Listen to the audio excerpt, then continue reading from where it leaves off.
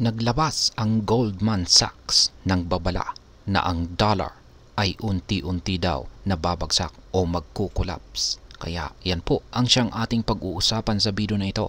Pero bago po tayo magpatuloy ay nais ko lamang po munang bigyang linaw ang aking disclaimer kung saan ang nilalaman po ng video na ito ay hindi po ito isang financial advice. For education and information purposes lamang po ang layunin nito.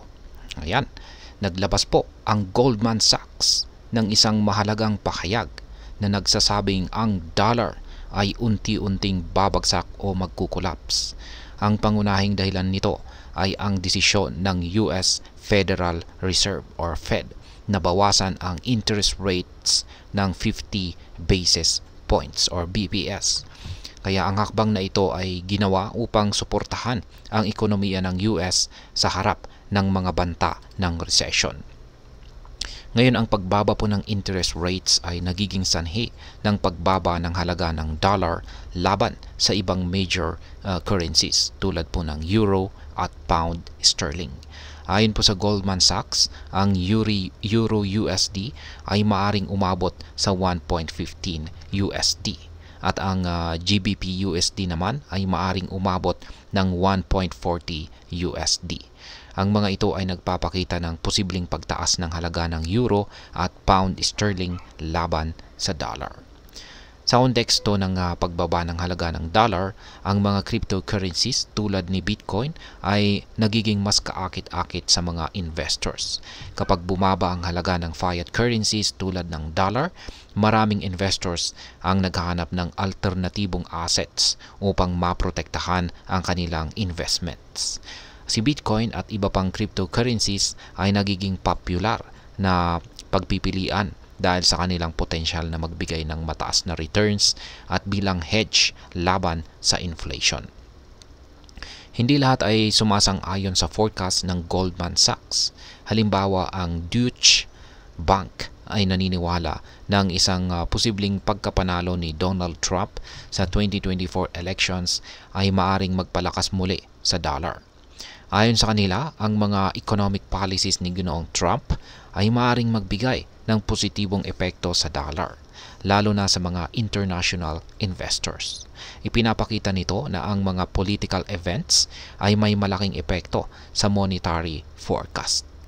Sa ganitong sitwasyon ay maraming investors ang maaaring mag-diversify ng kanilang portfolios.